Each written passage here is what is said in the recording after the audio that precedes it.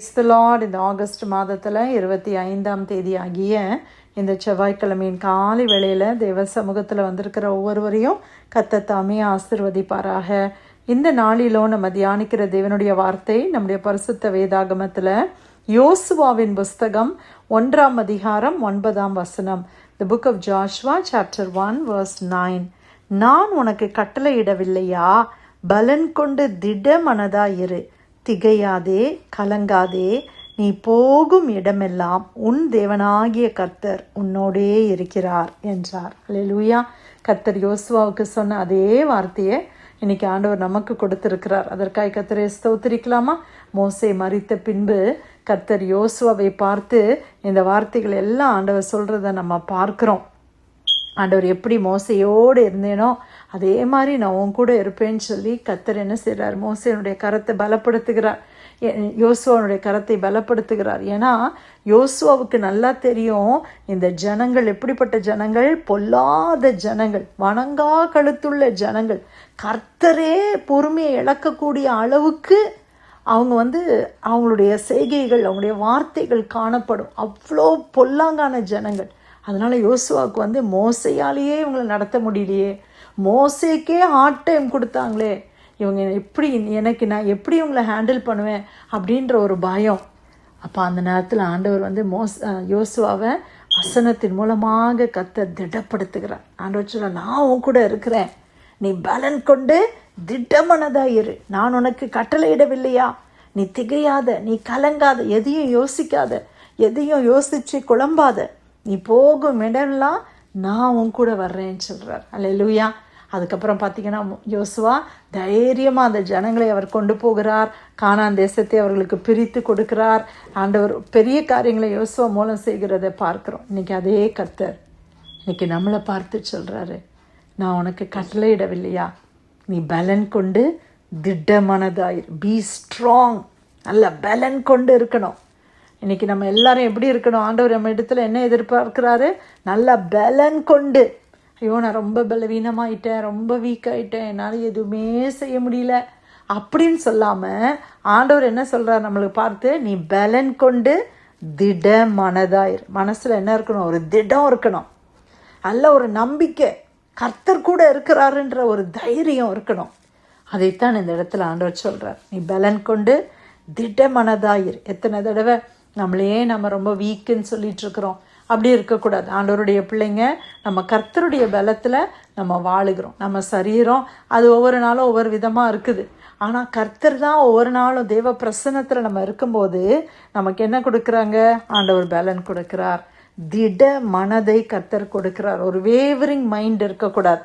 ஆண்டவரை நல்ல திடமாய் பிடித்து கொள்ள வேண்டும். திகையாதே, கலங்காது, திகைக்கக்கூடாது, கலங்கக்கூடாது. உலகத்தில் அநேக நியூஸ் நமக்கு வரும்போது அது கலக்கத்தை உண்டு பண்ணுது. நியூஸ் பேப்பரை வாசித்தா இல்லை நியூஸை கேட்டாலே ஐயோ எப்படியோ இருக்குது. அப்படி தானே? என்னென்னலாமோ உலகத்தில் நடக்குது. ஆனால் ஆண்டவர் என்ன சொல்கிறார்? நீ திகையாதே, நீ பயப்படாத, நீ கலங்காத. நம்ம கலங்க வேண்டிய அவசியம் இல்லை. ஏன் தெரியுமா? நீ போகும் இடமெல்லாம் உன் தேவனாகிய கர்த்தர் உன்னோடே இருக்கிறார். ஏன் நம்ம திகைக்க வேண்டிய அவசியம் இல்லை? ஏன் நான் பயப்பட வேண்டிய அவசியம் இல்லை? ஏன் நான் கலங்க வேண்டிய அவசியம் இல்லை? உன் தேவனாகிய கர்த்தர் உன்னோடு இருக்கிறார். நீ போகும் இடமெல்லாம், எங்கெல்லாம் நம்ம போகிறோமோ, எந்த பாதையிலெல்லாம் நம்ம போகிறோமோ, கர்த்தர் கூடவே வர்றேன்னு சொல்கிறார். அல்லேலூயா. அதற்காக கர்த்தரை ஸ்தோத்திரிக்கலாமா? ஒரு சின்ன குழந்தை அம்மா அப்பா கூட இருந்தால் எதுக்காவது பயப்படுமா? பயப்படவே பயப்படாது. ஏன்னா அவங்க மம்மி டாடி கூட இருக்கிறாங்க. அப்போது நமக்கு கர்த்தர் என்ன சொல்கிறாரு? நான் உன் கூட இருக்கிறேன், நீ போகும் இடமெல்லாம், நீ எங்கே போனாலும் சரி. நிறைய இடத்துக்கு நம்ம ஃப்ரெண்ட்ஸை கூட்டிகிட்டு போக முடியாது, நம்முடைய ஹஸ்பண்டையோ ஒய்ஃபையோ கூட்டிகிட்டு போக முடியாது, நம்ம தாய் தகப்பனை கூட்டிகிட்டு போக முடியாது. ஆனால் யார் நம்ம கூட வர்றா? கர்த்தர் நம்ம கூடவே வர்றாங்க. அதுக்காக கர்த்தரை ஸ்தோத்திரிக்கலாமா? நீங்கள் ஒருவேளை டாக்டர்கிட்ட போகலாம், இல்லை எந்த சூழ்நிலையில் நீங்கள் கடந்து போனாலும் ஆண்டவர் நம்ம கூட வருகிற தேவனாக இருக்கிறார். அதனால் பயப்படாதீங்க, திகைக்காதீங்க, கலங்காதீங்க. திடமனதாய் நம்ம இருப்போம், நல்ல பலனுள்ளவர்களாக இருப்போம். ஹல்லேலூயா. கர்த்தர் கூட இருக்கும்போது நம்ம எதற்கு பயப்பட வேண்டும்? எந்த சூழ்நிலையும் நம்ம தாண்டி செல்ல கர்த்தர் நமக்கு பலன் கொடுப்பார். எல்லாவற்றையும் கர்த்தர் நன்மையாய் முடித்து கொடுப்பார். நம்ம நினைக்கிற பயங்கள், நம்ம அப்படி ஆயிருமோ, இப்படி ஆயிருமோ, இந்த மாதிரி நடந்துருமோ, அந்த மாதிரி நடந்துருமோ, அப்படியெல்லாம் நம்ம நிறைய கற்பனை உலகத்தில் போய் பயப்பட வேண்டிய அவசியம் இல்லை. சில நேரத்தில் நம்ம, அதுவும் பெண்கள் நம்ம என்ன செய்கிறோம், ரொம்ப யோசிக்கிறோம். சின்ன காரியத்தை என்ன பண்ணிடுவோம், ரொம்ப பெருசாக ட்ரீம் பண்ணி பெருசாக யோசிச்சிருவோம். ஒன்றுமே நடந்திருக்காது, ஆனால் அது நடந்த மாதிரியே நம்ம என்ன செய்திருவோம், யோசிக்கிறோம். அதனால தான் நிறைய நேரம் பயம் வந்துடுது. ஆண்டவர் நீ பயப்படாத, நீ அப்படிலாம் ரொம்ப யோசிக்காத, நீ என்ன செய்ய, உனக்கு கவலையாக இருக்கா, உனக்கு ஒரு காரியம் கஷ்டமாக இருக்கா, ஆண்டவர்கிட்ட போய் நம்ம என்ன செய்கிறோம், ஜெபம் பண்ணலாம். ஆண்டவர்கிட்ட போய், அப்பா இந்த காரியம்லாம் எனக்கு ரொம்ப பயமாக இருக்குது, என்ன செய்கிறதுனே தெரியல ஆண்டவரே, இதை யோசித்தாலே மனசு கஷ்டமாக இருக்குது, அது ஆண்டவர்கிட்ட நீங்கள் ஒப்பு கொடுத்துருங்க. அந்த பாரத்தை நம்மளால் சுமக்க முடியாது, கர்த்தர் சுமப்பார். பிள்ளைகளை குறித்த கவலையா, இல்லை எதிர்காலத்தை குறித்த கவலையா, இல்லை சரீரத்தில் இருக்கிற பலவீனங்கள் வியாதிகளை குறித்து, இல்லை வார்த்தைகளினால் வருகிற கவலையா, பிரியமானவர்களே, எல்லாவற்றையும் ஆண்டவர்கிட்ட ஒப்பு கொடுத்துடலாமா? இன்னைக்கு ஆண்டவர் கொடுத்த நல்ல வசனத்துக்காக கர்த்தரை ஸ்தோத்திரிக்கலாமா? யோசுவா 1:9 நான் உனக்கு கட்டளையிடவில்லையா?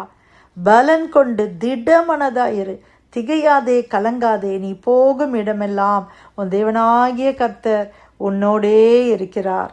கர்த்தர் கொடுத்த நல்ல வார்த்தைக்காக ஆண்டவருக்கு நன்றி செலுத்தி ப்ரேயர் லைனில் வந்திருக்கிற யாராவது நம்ம ஜெபிக்கலாமா?